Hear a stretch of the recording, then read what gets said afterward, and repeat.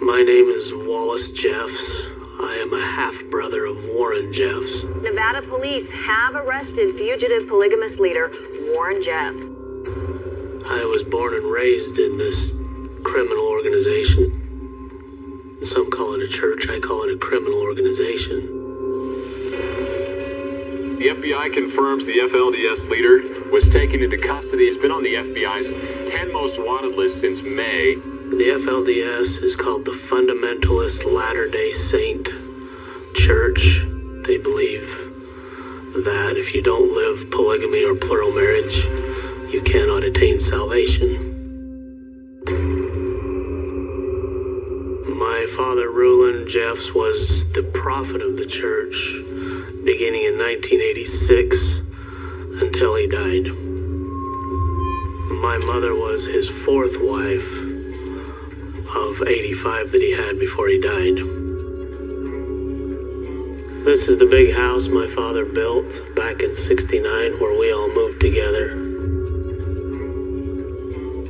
I lived with Warren and 50 other brothers and sisters with 8 mothers. I'm sure everybody thought it was a pretty normal family, but it was anything but normal. Nobody would have known what was really going on in here, especially with Warren.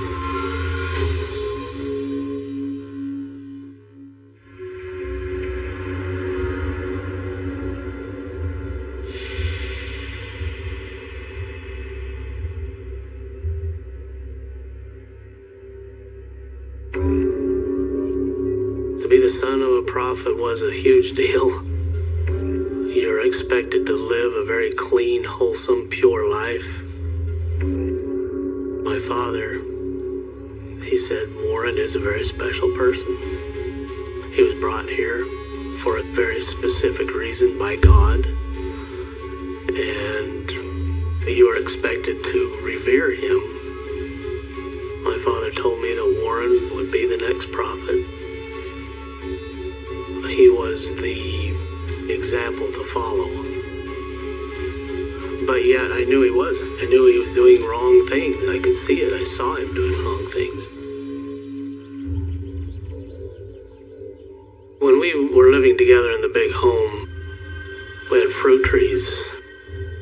And my father had made a decree that we didn't pick any fruit off the trees. We could have them if they fell on the ground, but we couldn't pick them. But Warren would do it. We saw him do it many times. He did it with us. And whenever we did it, he would hurry up and eat his apple, run and tell my dad, and my dad would punish us. But Warren would never get punished for it. I would tell on him, but nothing ever happened. We would tell, and they would just say, forget about it. Don't worry about it. I'll handle it. But I never saw him ever get punished for anything he did, ever. He could do no wrong.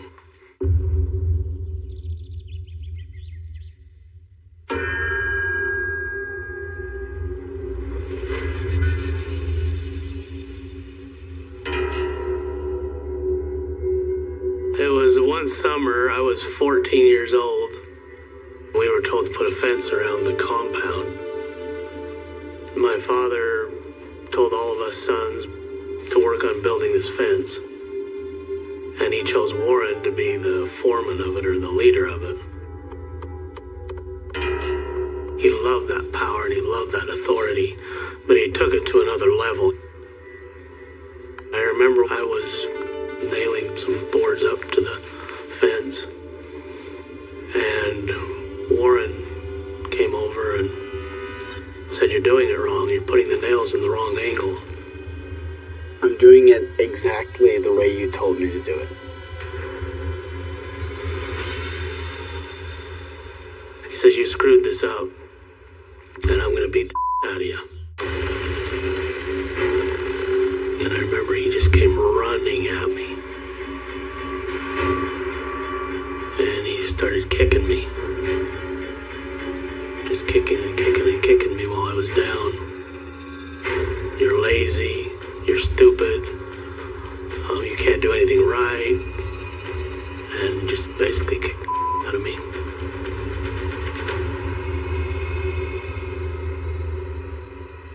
I felt belittled and worthless.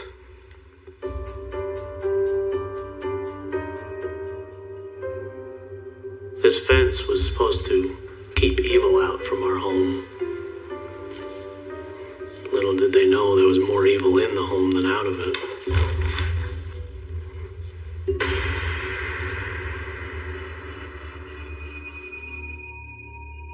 Warren was made principal of the school at 17, and that's where he really started to gain power.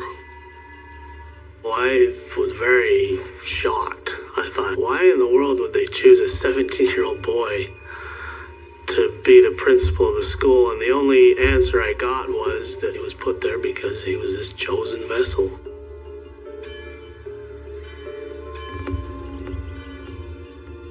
I hated school because Warren was so iron-handed. He ran the school very authoritatively. He wanted everybody to know things were going to be done his way. He came up with a dress code that all of the students had to adhere to. And one of them was nothing flashy. I had a girl I liked in school and I wanted to be flashy to her, so I went and got a yellow shirt. I just thought I was the stuff, you know. And he said, "What are you doing? Where'd you get that shirt? You know that's wrong, right?" You know the rule about flashy clothes? I said, "Yeah." He said, "Take it off." I said, "No, I won't." He said, "Take it off." And I said, "No, I won't."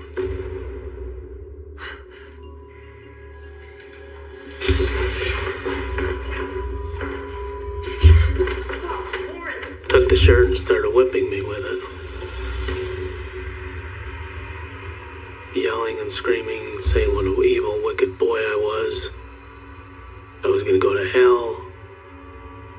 Just made a fool out of me. He had full authority to do whatever he wanted in the school, and nobody really questioned him because we weren't supposed to.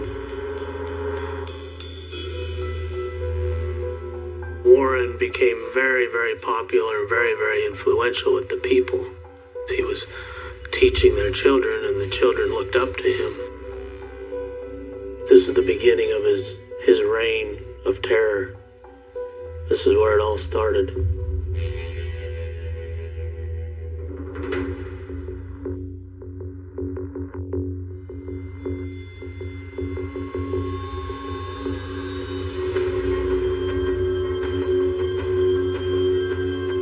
I don't know how many other kids he did this to. I don't know. But I do know that day I saw him for what he really was, and he was a monster.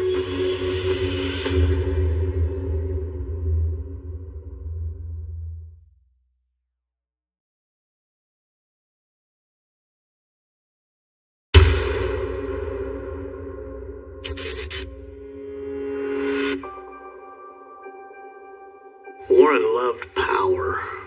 Power was an aphrodisiac to him. The more power he got, the more he became aggressive toward women. When Warren was the principal of the school, he would really pick on the girls. And he would give you a test that he knew you would fail, so he could pull them in his office and talk to them.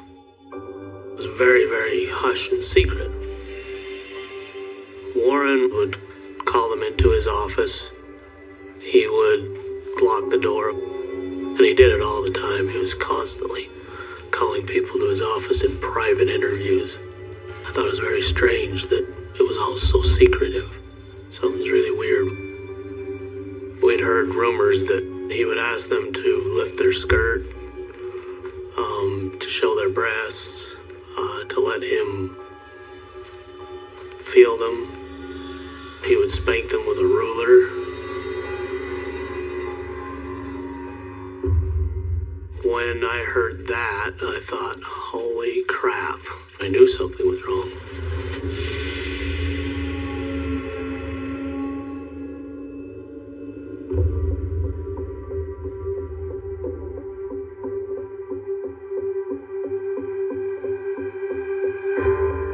This is our yearbook. You know, I really looked forward to getting these every year because of all the memories that was created in that school.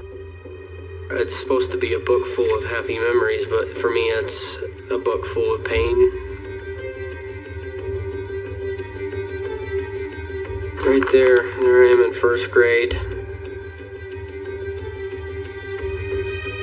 Just a little boy that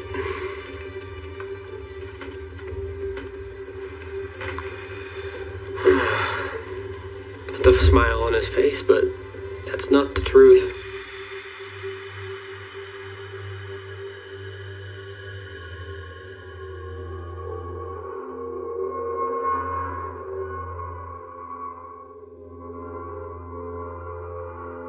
I remember going to our Sunday school.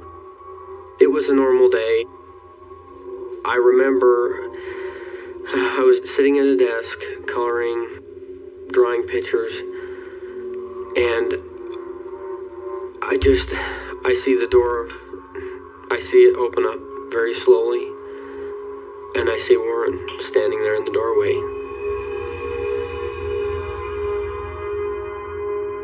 He just walks into the room quietly, not a word spoken, walks right up to me and grabs my hand.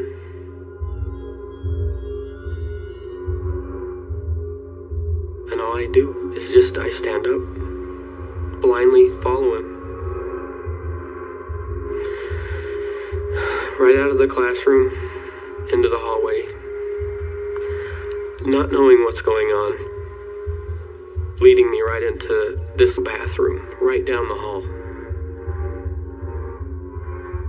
and him closing the door.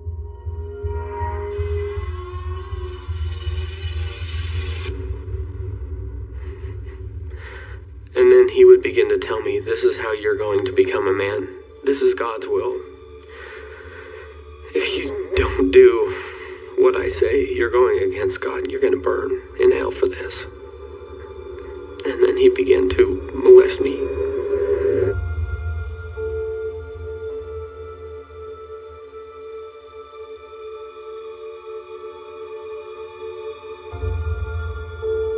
And he would just walk me back down the hall and back into the classroom and set me back down in my chair.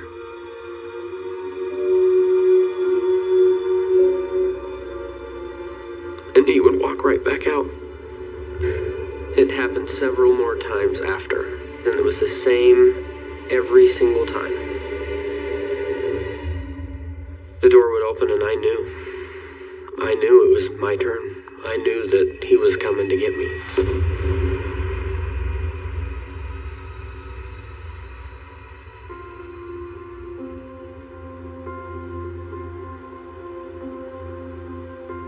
I could never say anything because me saying those things against obedience, perfect faith. So I never talked about it. Then I felt like that I was turning my back on God. And there he is, a wolf in a sheep's clothing. Ugh, I don't even like to look at him. It's hard. There was a lot of these kids that absolutely idolized him and looked up to him in every way. And every one of them had nothing but respect and trust for Warren, but behind closed doors, he was a monster and a pedophile.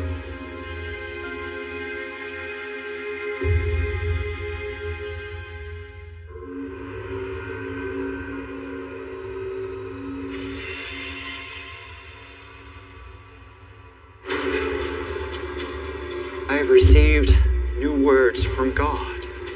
Words about how we can grow closer to Him. I could have started telling the people that I thought it was bogus, but I knew that by doing that I would have been cast out. So I chose to just be quiet, just waiting to see what Warren was going to do.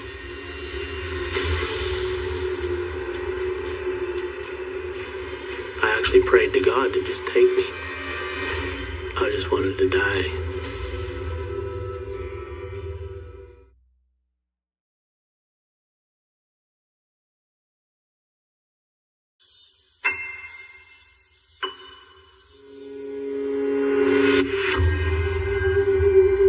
I have received new words how we can grow closer to Him. When Warren took over, I was overwhelmed with fear over the church. He had free reins to do whatever he felt. I knew things were not going to go well. And it was a foreboding feeling of disaster. He started telling the people that media had to be cut out. Outside influences have been plaguing this church. People could no longer watch TV, no longer listen to the radio. He called the media Satan's tool to deceive people. We were no longer allowed to have any affiliation with the color red. The color red represents Satan.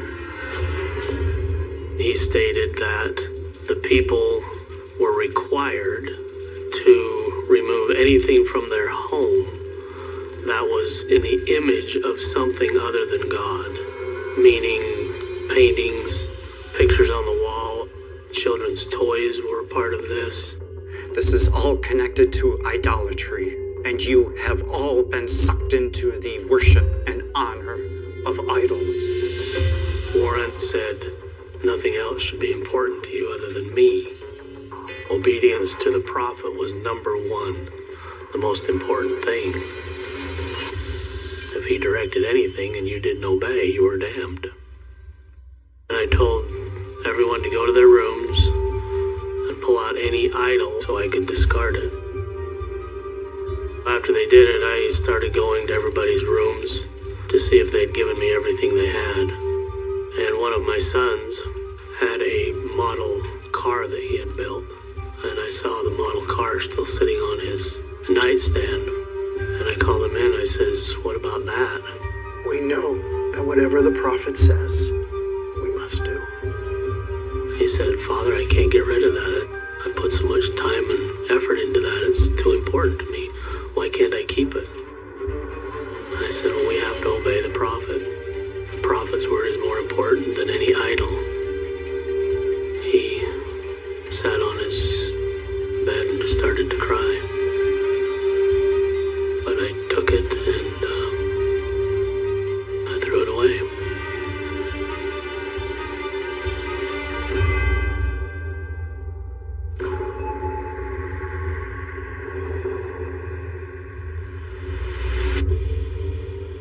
A week after my father died, Warren got up, and the first thing he said is, "Leave my father's wives alone." That's all he said. And I remember thinking, why would you say that? Nobody was after my father's wives. I never suspected that he would marry them. But he started marrying them within 2 weeks after my father's death. My father had 85 wives when he passed. At least 50 Warren took to himself as wives. When we're together, the Lord is with us. It was against everything we were taught, that a son does not marry his mother's.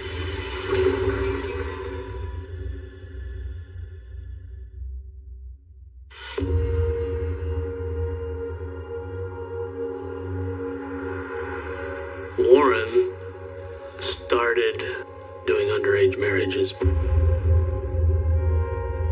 He started marrying 14-year-old girls, 16-year-old girls.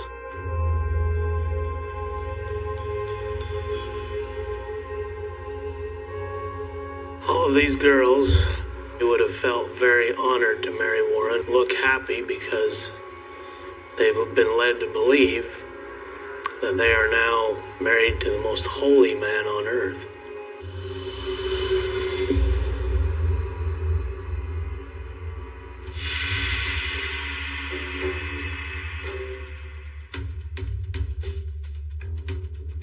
Warren had called a meeting.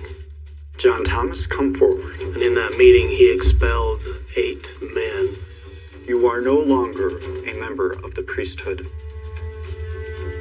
God says you're unworthy, so you need to leave your family and leave town. When Warren would expel a man, he was to leave town immediately. He was told not to contact his family. Warren would then reassign his wives to other men.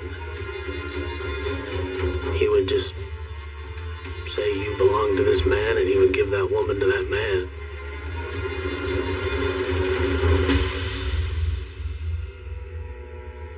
And it's just devastating. It's absolutely devastating to the children. It's devastating to the wives. But because he's the prophet, you don't question it.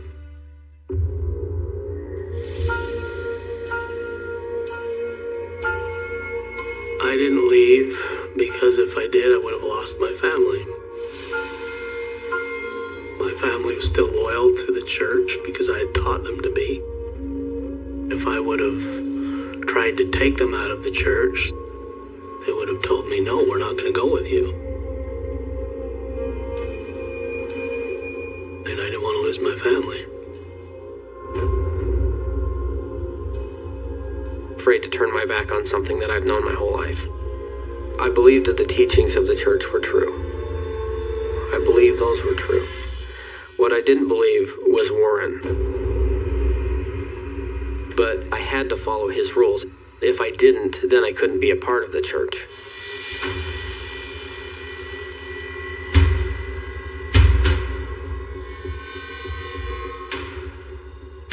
This was the beginning of the end of my family.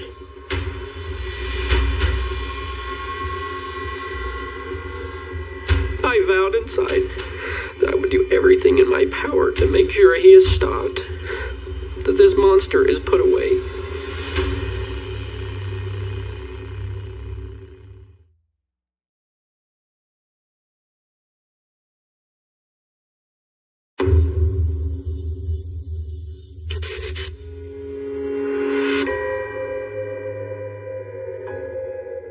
As a man in the church, you don't get to choose your family. You're given your family by the prophet.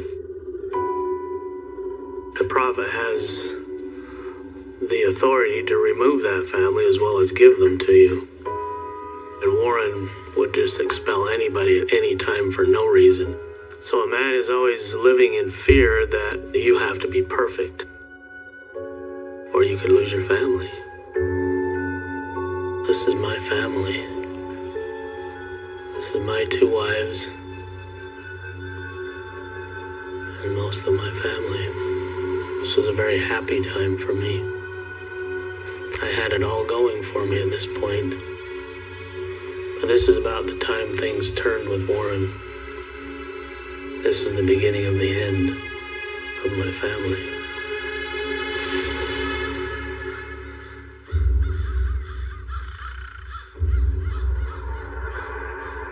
In November of 2005, and I got a call on my cell phone from the bishop. He said, I have a message for you from the prophet Warren. I want to come and deliver it to you personally. I said, okay. Immediately I felt this sick feeling in the pit of my stomach. I knew something was bad. The bishop came in, pulled out this paper, and read what they call the revelation from Warren. I, the Lord, am displeased with my servant Wallace Jeffs, saying that I was not worthy of living in the church. I had committed some sin, but they didn't tell me what, and that I was to gather up my first wife and her children, leave town, and repent.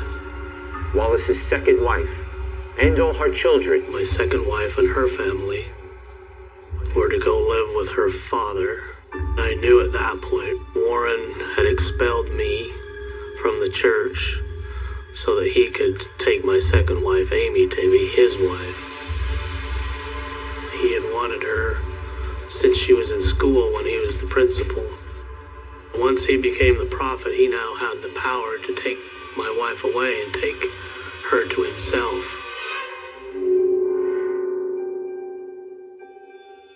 I thought about refusing to leave. I actually thought about it. But If I had done that, I would have been evicted from my home. They owned the town, so they had the right to evict you and remove you, and they would do whatever they had to get you out of town. You didn't have a choice. And I said, okay, I will comply.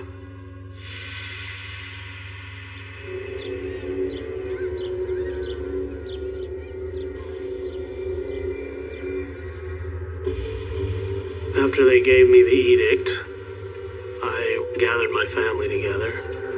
Both my wives and all of my children were there. Don't worry.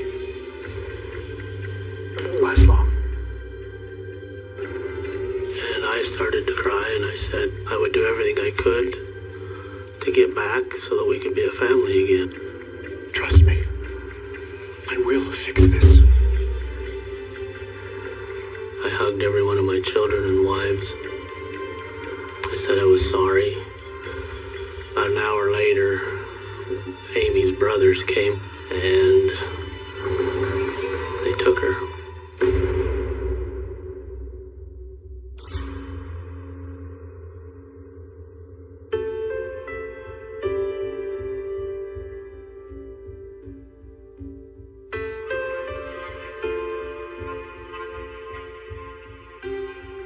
My father stood up and said, absolutely not, you're not going to do this, you're not going to take away my family, but I'm going to take my family with me and we're going to go ahead and leave the church.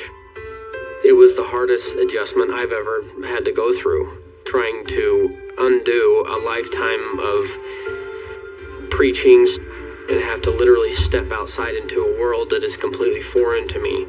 I'm literally walking away from everything I've ever known.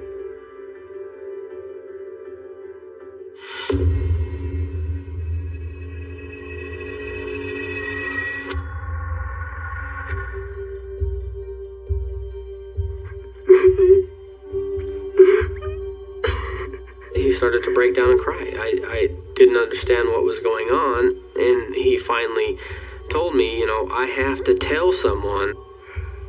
7 years ago, the prophet came into my classroom. He told me when I was a little boy, He brought me in. Warren came in and he had sex with me. I could just see the breakdown inside of him, that he thought he was the only one. It hurt me so bad inside. I felt like, you know, if he's going to open up his heart to me, I felt safe that I could open up mine to him. I said that happened to me too. And we sat there and just held each other and cried.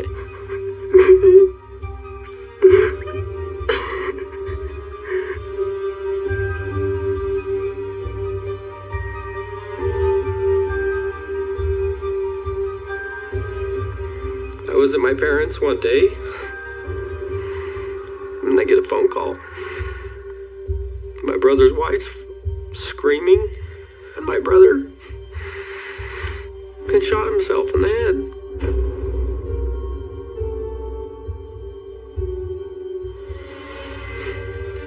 I made that decision right then and there that for Warren to do something so awful, I would never in my life ever let him do that to anybody else.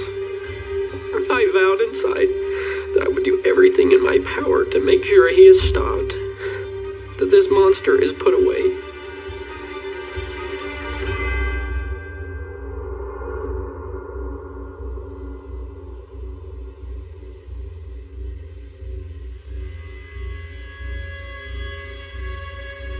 This was the hardest thing that I had ever done, to publicly speak out about something that hurt me so bad, that hurt my brother so bad.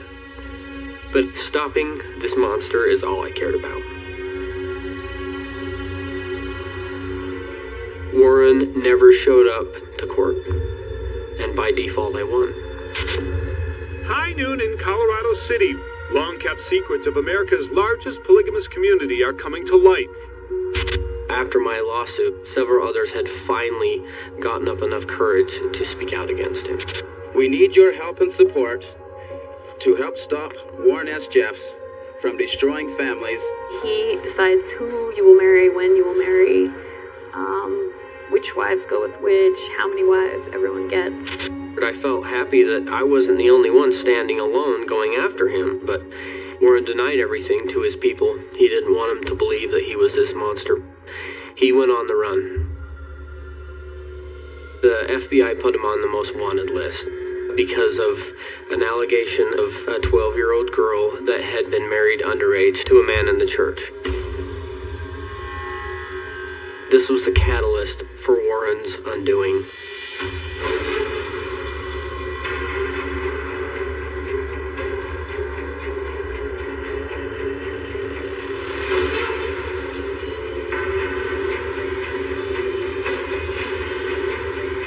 The FBI, sheriff's office, and the marshal's office were all surrounding me.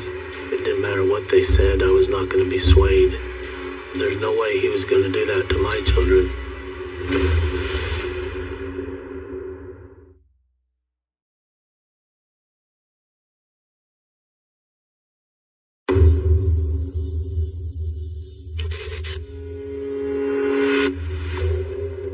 We were taught to believe that this prophet of this church was next to God and we had to obey him.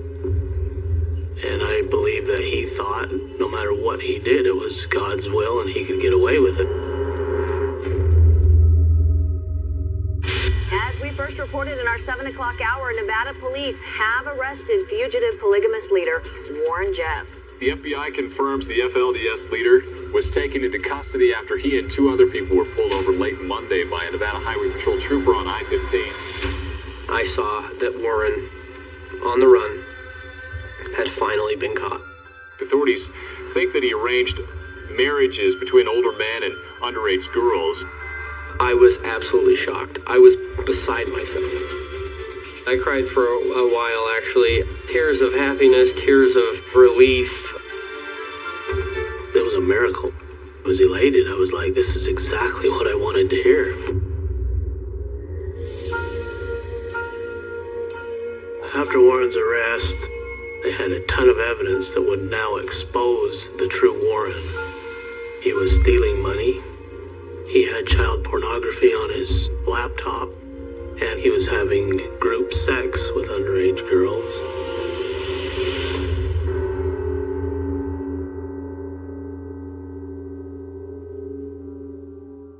It felt like almost 1 million pounds had been lifted off me to know that he was going to prison.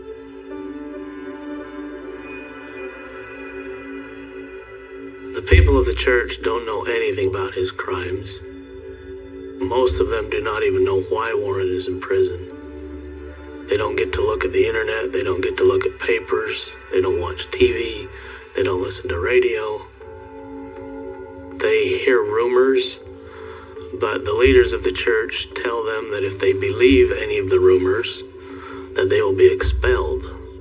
So Warren's power from prison was just as great as before. He would make a written statement or a revelation that he would give to the bishop, and the bishop would then give it to the people in Sunday meeting.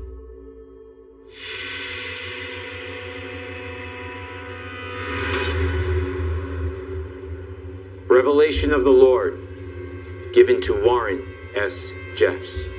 Warren came forth with a revelation that he was undoing all marriages of the people of the church, that they could not have sex anymore, and that nobody had the right to procreate or bring forth children. All marital unions are hereby dissolved.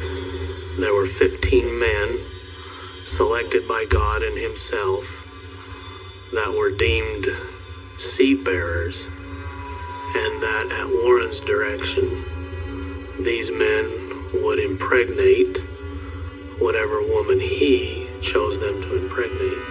These men will be chosen by the prophet. I knew that Warren was capable of doing that to my daughters, that he could have assigned my daughters to men, and those men would rape them. Even from prison, all he had to do was make a phone call or send a message, and it would have happened. when I learned that,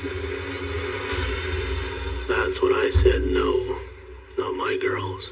It's not gonna happen to my girls.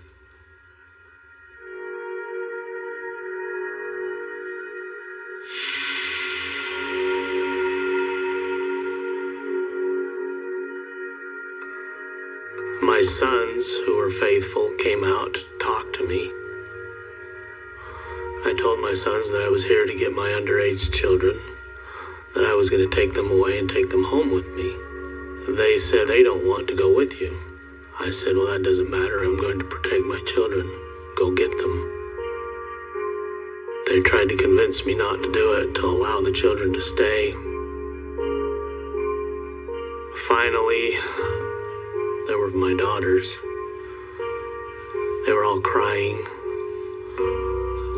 They said, you are not our father. You do not have the right to take us. We do not want to go. And my family was still loyal to Warren. I had taught them their whole life to be loyal to this church. I had taught them that. And I finally said, we've got to go now. Let's go.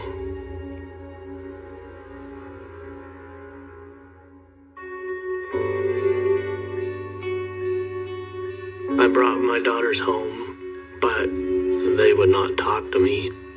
Please, look at me, girls. I would try to talk to them about Warren and Warren's crimes.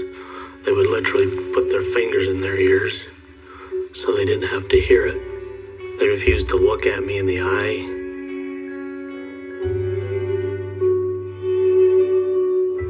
Many months after I got them, one Sunday, a friend of mine came over and I talked to the girls. I said, hey, we're going to go to the park and throw the frisbee. You want to come?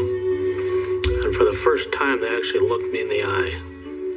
And then all of a sudden, they said, yeah, maybe we do. So they came with me, and we went to the park and threw the frisbee. That was the first time I thought, well, there's hope.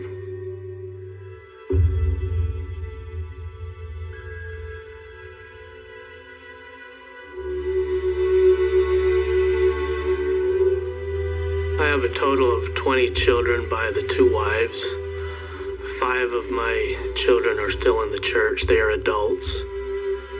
All I can do is hope they somehow find out the truth and come out on their own.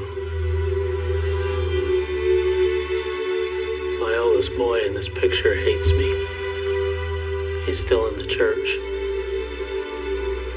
And to think of the memories we had together that were good. That he one time adored me and now he hates me.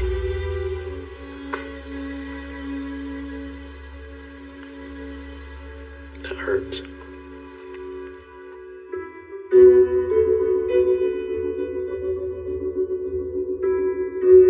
I still have one brother and one sister down in Colorado City. I haven't seen them in 10, 12 years. I have no idea what's going on with them. They still believe in Warren, they still follow him and everything. I guess they just don't fully understand what he's capable of and what he still continues to do.